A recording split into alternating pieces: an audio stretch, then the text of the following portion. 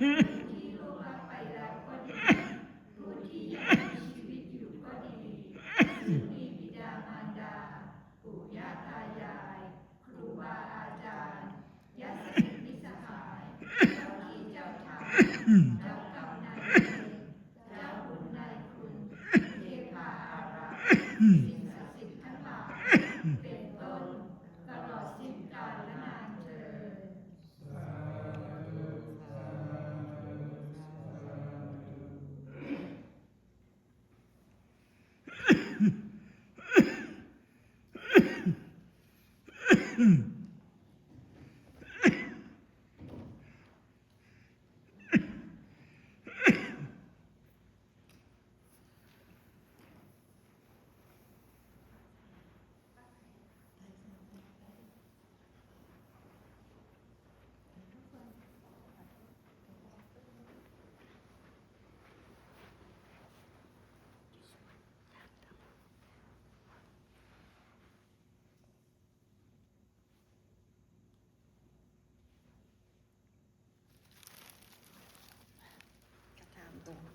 สังฆทานรวมนะคะสาธุสาธุสาธุน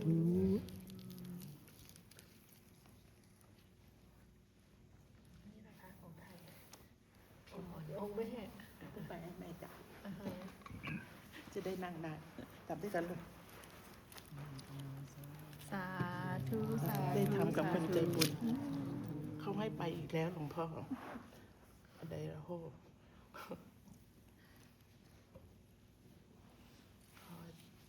ตุ๊กตาลากไปต่อคงเป็นลูกไม่ชาติก่อนหรือเปล่าหลวงพ่อนี้จะเป็นโน้นจะได้ดู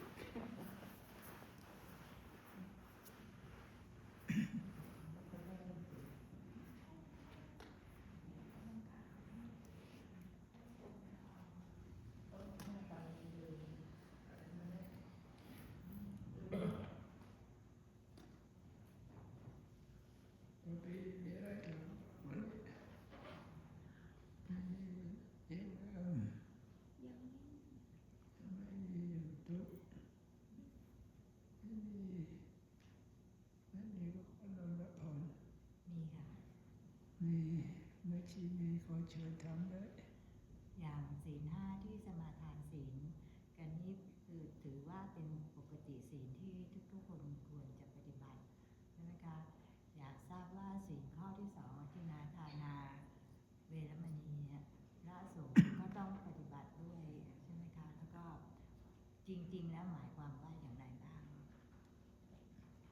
ก็ศีลห้าข้อที่สองทิฏฐาทานา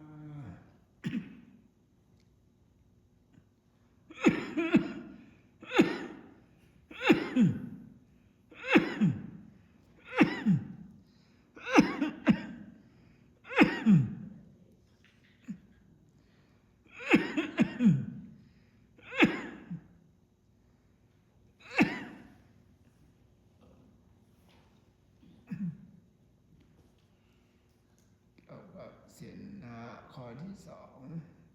ทิฏฐาทานาถ้าจะพูดตามละเอียดก็มีถึง20 ชนิด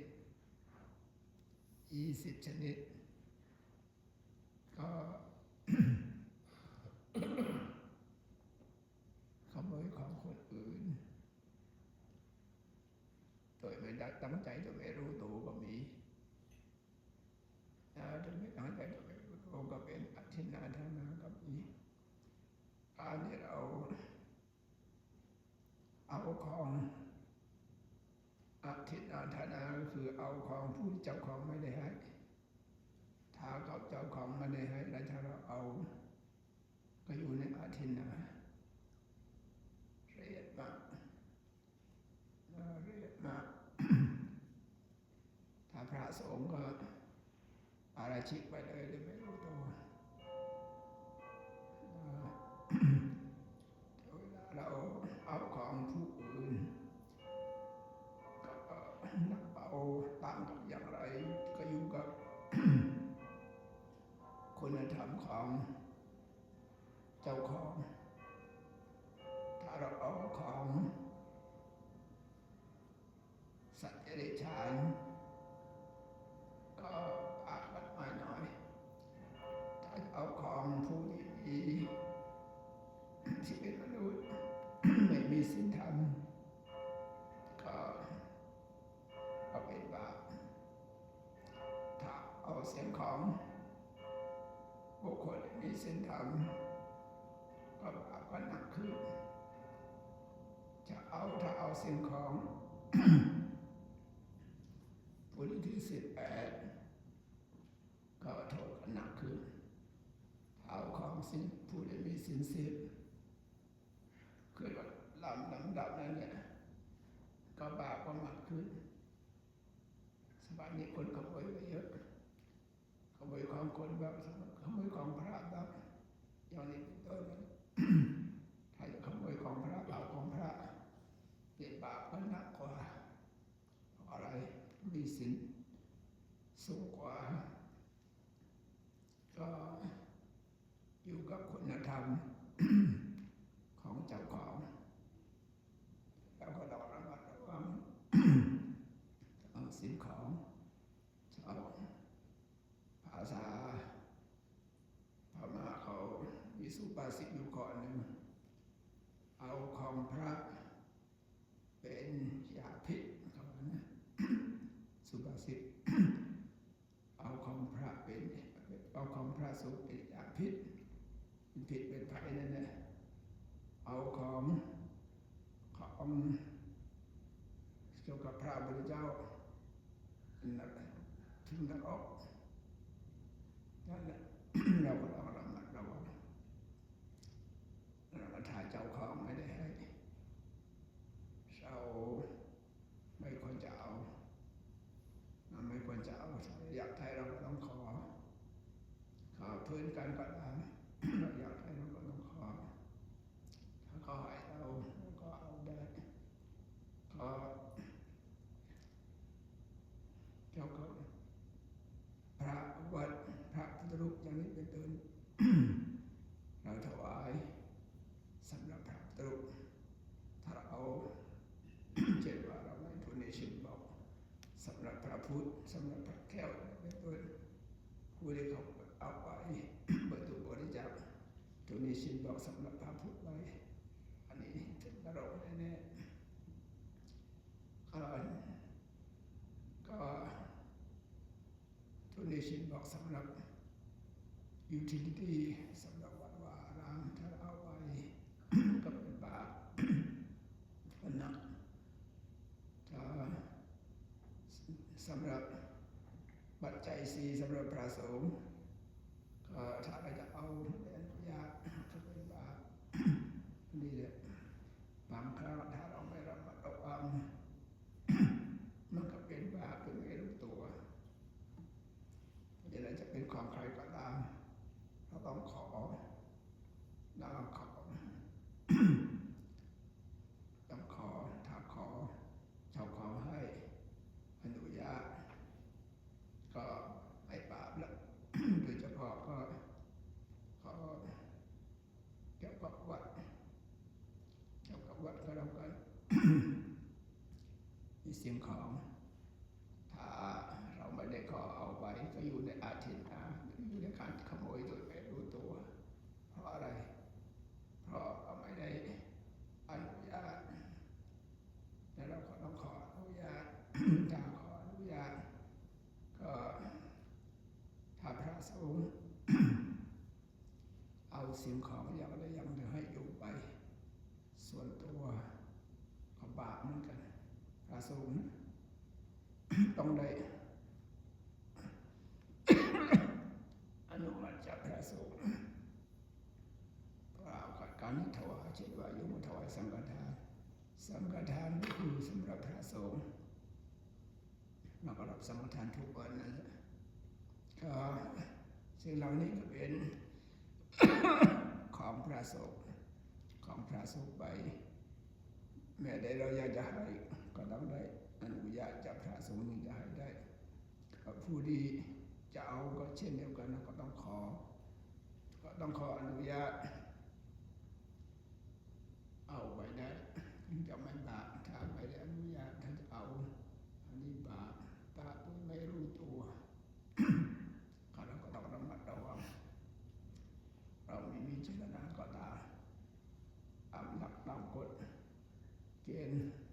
เราก็ต้องขออะไรก็แล้วแต่ ก็ต้องขอเมื่อขอบางคนเอาไว้ก่อนขอทีหลังอันนี้ก็ไม่ถูกเหมือนกันนะต้องขอก่อนเอาอยากได้อะไรขออนุญาต มาก่อนเอาไปทีหลัง ก็บางคนว่าไม่มีพระสงฆ์อยู่แล้วก็อยากจะได้เอาไปขอกับพระพุทธรูปอย่างนี้ได้ไหม อ๋อ คะ ก็ไม่ได้ก็เอาของพระสงฆ์เป็นยาพิษเอาพระของพระพุทธเป็นนรก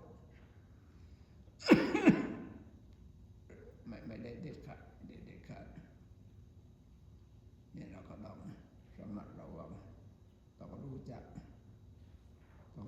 คิดพิจารณา ถ้าขาดสติก็ไปก็บาปโดยไม่รู้ตัวบาปโดยไม่รู้ตัว ทั้งพระสงฆ์ทั้งญาติโยมนั่นแหละเราก็ต้องรู้กฎเกณฑ์ยิ่งนักก็ปัญหาธรรมะก็ต้องถาม ถ้าเราจะได้มีความรู้อะไรควรทำเราก็รู้อะไรไม่ควรทำอะไรก็รู้อะไรรู้อะไรเป็นบุญอะไรเป็นบาปเราจะได้รู้เขาต้องถาม ก็สรุปก็คือศีลข้อที่2มีถึง20ประการเช่นเราไปตามรัฐตามประเทศไม่อยากจะจ่ายภาษีแอบซ่อนโดยวิธีใดวิธีหนึ่งผ่านสุลกากรไปอันนี้ถ้าพระสงฆ์ปาราชิก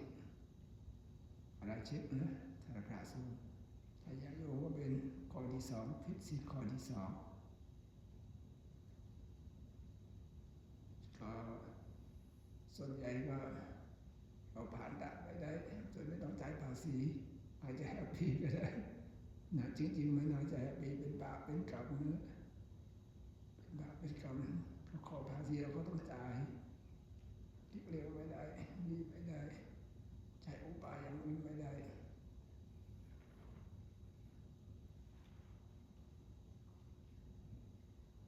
ก็อีกประการหนึ่ง ญาติโยมบางท่านก็ไม่รู้บางท่านก็ไม่รู้กฎเกณฑ์ของธรรมวินัย เช่นว่าไม่ได้ทำบุญกับวัดถ้าถึงเวลาจะต้องทำอินคัมแท็กเข้าไปขอพระสงฆ์ให้ออกใบเสร็จให้มากมายแต่โดยไม่ได้ทำนี่แหละพระสงฆ์ที่ออกให้นี่น่าคิดอันตรายเพราะอะไรก็เป็นข้ออยู่ใน20ข้อเมื่อกี้นี้พระสงฆ์ต้องระมัดระวังแต่ถ้าเราถวายข้าวปลาอาหารถือว่าสำหรับข้าวที่เราถวายข้าวปลาอาหารก็จำนวนเท่าไรไม่พออนุโลมได้ถ้าไม่ได้ถวายอะไรเลยไม่คอยเฉยๆพระสงฆ์เขาเขียนให้ ไปเสร็จเฉยๆอันนี้พระสงฆ์อันตรายนะอันตรายก็พระสงฆ์ถ้าโกง1 สลึงเกินกว่า1 สลึงปาราชิกนะโยมก็ต้องเข้าใจนะบางท่านก็ไม่เข้าใจ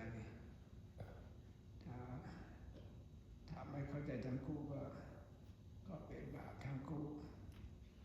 นี่เราก็ต้องรู้ศึกษาเราเรียนต้องถาม เมื่อเรารู้เราจะได้ระมัดระวังตัวไม่เป็นบาปเป็นกรรมอันนั้นเกี่ยวกับสิ่งข้อที่2นี่ละเอียดมากละเอียดมาก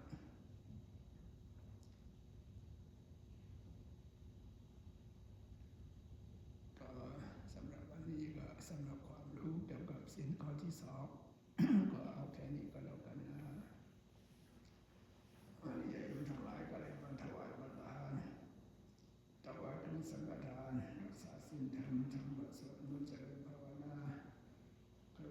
ลทั้งหลายเหล่านี้คุ้มครองรักษา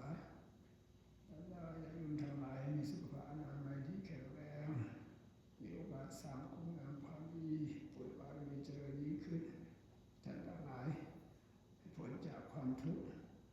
บรรลุมรรคผลนิพพานกันทุกท่านเถิด สาธุสาธุสาธุ ต่อไปจะได้กดนำมาพันธยาทาวาริวหาปุราภริปุเรมิสาขะรังอิวะมิวะอิโตทินังสัพพิสัมมุปะคะปะติจิวะปะทิภะตุมังคิปะมิวะสัจจตุสัพพิปุเรนุสังคปาจันโทปนรสโสยถามณิโชติรสโสยถา